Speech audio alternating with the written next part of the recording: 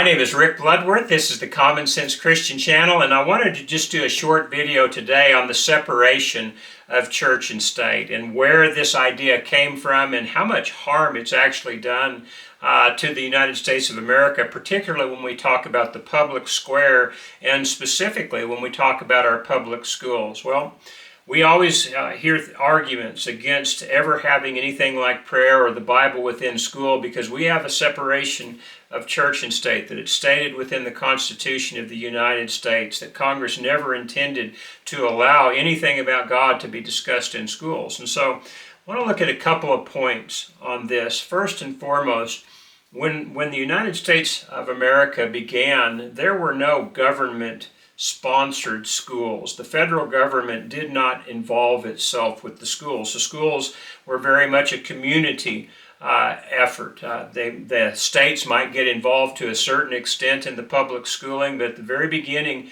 it was something that was very much a community effort. It was something that each community and the citizens within that community and those who were involved with the schooling of the children, they made all the decisions on that. The government was not permitted to get involved with our education process. It wasn't until many decades later that there was any type of a national school system that was formed where the government thought that they had any right to start setting matters like curriculum and things like that. And I realize the state still has certain privileges when it comes to the curriculum for their particular state, but the federal government has, in probably the last 50 or 60 years and a little bit before that, very solidly removed God from the public schools. Well, was that the intent of the founders? Did they have within the Constitution something along the lines of a separation of church and state? And so I wanted to talk about a series of letters, or at least a couple of letters that went back and forth during Thomas Jefferson's presidency. And there was a letter that was sent to Thomas Jefferson by the Danbury Baptist Association of Connecticut. And the Danbury Baptists were more or less a minority religion in Connecticut. The majority religion probably was the Congregationalist Christians. And so they were very much afraid that somehow the state of Connecticut was going to issue some kind of a law that prevented the Baptists from worshiping in the way that they wanted to worship. And so they sent a letter to Thomas Jefferson asking for him to intervene and to settle this matter. And so here's Jefferson's letter to the Danbury Association. It's dated January 1st of 1802. And this is what he said. He addressed it to Nehemiah Dodge, Ephraim Robbins, and Stephen S. Nelson, a committee of the Danbury Baptist Association in the state of Connecticut. He started off by saying, "Gentlemen, the affectionate sentiments of esteem and approbation which you are so good as to express towards me, on behalf of the Danbury Baptist Association, give me the highest satisfaction. My duties dictate a faithful and zealous pursuit of the interests of my constituents, and in proportion as they are persuaded of my fidelity to these duties, the discharge of them becomes more and more pleasing." So essentially, in modern language, he's just thanking them for their kind words, for their words of support towards him, and they're asking him to intervene as far as making clear the role between government and religion at that time. And so this is what he says. "Believing with you that religion is a matter which lies between man and his God, that he owes account to none other for his faith or his worship, that the legitimate powers of government reach actions only and not opinions, I contemplate with sovereign reverence that the act of the American people, which declared that their legislature should make no law respecting an establishment of religion or prohibiting the free exercise thereof, thus building a wall of separation between church and state." There is that famous concept of separation of church and state.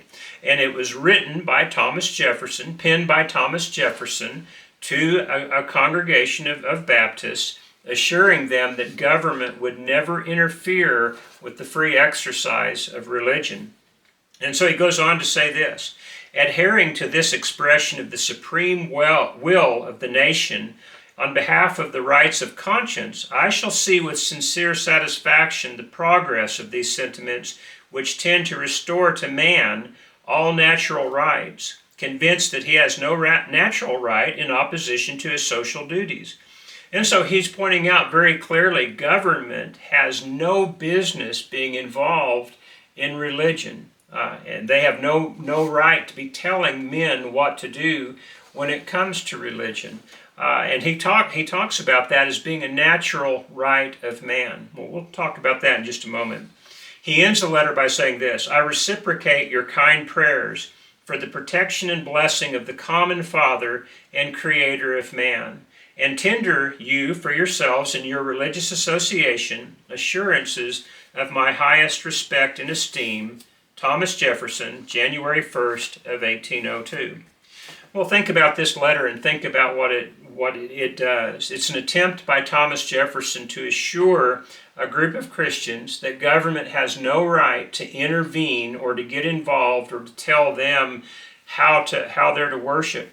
And when it came to the state government, Connecticut, or federal government, but he's specifically talking about their concern about the state of Connecticut government determining what religion people can practice. And he just said government has got to stay out of that part of man's life, that this is a natural right that is solely in the area of men. Well, how did we get from that to where we can't have prayer or we can't read the Bible in school? Well, as I mentioned, there came a point where the federal government involved itself within a public school system. There's nothing wrong with having a public school system. I think that most of us would agree that this is a good thing. But what government did was they took the taxes of the American people and then they started using those funds to determine how the public school curriculum should be put into place. And for over 100 years, the federal government never dreamed for a moment that that meant that they should limit the way that people prayed within school, nor did they have the right to involve themselves between a teacher and a student when a teacher wanted to make assignments from the Bible or use the Bible within school. This was something that was happening for well over 100 years, even after the federal government got involved with the public schools. Now let me ask you this. If that was the case, does there appear to be anything within the Constitution that would suggest to our founders and to the men who followed our founders that somehow this wall of separation between church and state should prohibit schools from being able to acknowledge God and to pray to God and to be able to read from God's Word? Before the Constitution was ever written, during the Revolutionary War, there came a point where it was made evident to the Congress, the Continental Congress, that we were starting to have a shortage of Bibles in English. Well, how did that happen? Well, until that point, any Bible that was written in English had to be approved by the King of England. Well, during the war, the King of England stopped all imports into America, including Bibles. And so Americans could no longer import Bibles, which could only be printed in English by the authorization of the King of England. So what did they do? Well, in 1777, starting on July 7th and going through September, they met to decide what they should do about that. And Congress decided to approve the commissioning of the printing of 20,000 Bibles in English. And they were going to have these Bibles because of the type of paper that was needed for that, the quality of that. They were going to have these Bibles imported, I believe it's from Holland at the time, and then these Bibles were going to be delivered to various ports within America. But again, the Congress, the Continental Congress, the only American Congress that existed at that time, approved this and commissioned this printing of the Bible in the English language. Does that sound like a group of people who in just a few years were going to write a constitution who believed that God had no place within the public square? And of course, as you read their documents, as you read not only the Constitution, but the Declaration of Independence, you find a group of men who very much believed in God and who believed they needed God's blessing for this nation not only first and foremost to become a nation, but then to have a constitution that guided that nation. Our founders believed that all men were created equally and that they were endowed by their Creator to be able to pursue life, liberty, and happiness. They thought this was a natural right of man. They never dreamed of allowing the government to involve themselves or prohibit religion within America. When Thomas Jefferson was talking about the separation between church and state within this letter to the Danbury Baptists, he was not talking about protecting the government from the church. He was talking about protecting the church from the meddling arm of the government. And that's exactly what we have today. We've bought into the lie. Well, they've gotten rid of prayer within school. They've gotten rid of the Bible.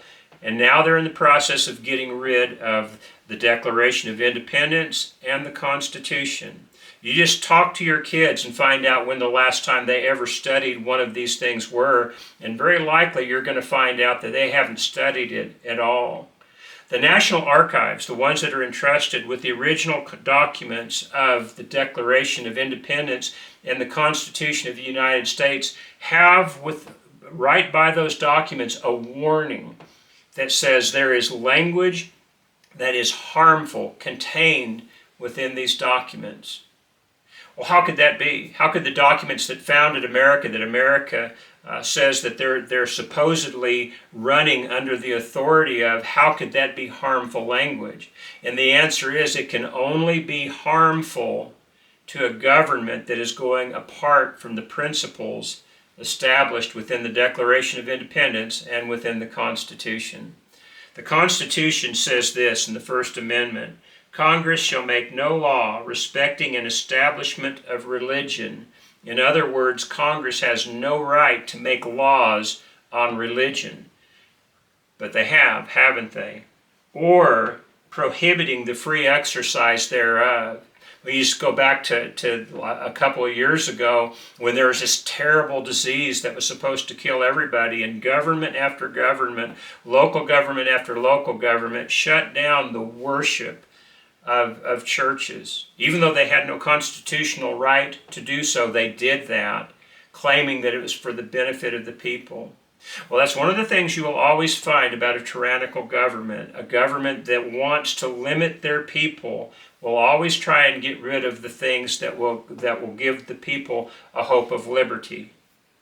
God, including prayer and including the Bible, and now the Declaration of Independence and the Constitution. These documents of America that promise liberty, these documents, holy documents of God, or document of God that ensures a liberty and a freedom within Christ, are being absolutely suppressed by the government of the United States. An unconstitutional act, without question. And yet so many people are buying into this lie of a separation of church and state that means somehow that the state, the government, is to be protected from the church. It's always been the other way around, and yet the government and people who seek power within government will always try and get things to say what they want them to say, even if they have to bend things a little bit or even outright lie about it. Well, I think it's very important for us to understand these principles. I think it's very important for us to understand the First Amendment of the United States was to protect the church from the meddling arms of the government, and that the idea of separation of church and state was meant to ensure and to comfort people with the knowledge that the government never had any right whatsoever to become involved within the churches. And now we see just the exact opposite, don't we? Well, it's something to think about. I also think it's something to teach our kids about. If you are interested in finding more information about this, there's a number of great resources on the internet right now. Just Google the Danbury Baptist Association. You'll see the letters between the Danbury Baptist Church Association and Thomas Jefferson. You can see for yourself what these documents say. There are organizations like Wall Builders who have some great videos with great factual information presented within them that will help you to see what the founders intended for this nation, and also the founder's relationship with God and with Christ. Well, I guess that's enough for today, since I said this would be a short video, but I appreciate your tuning in. If you like this, please hit the like button. If you'd subscribe, that will really help the channel to get around to more people. Or if you'll share this video with others, it'll really help to get this particular message out to more people, if you think it's a message that's worth getting out to others. That's it for today. Thank you for tuning in. We'll see you next time.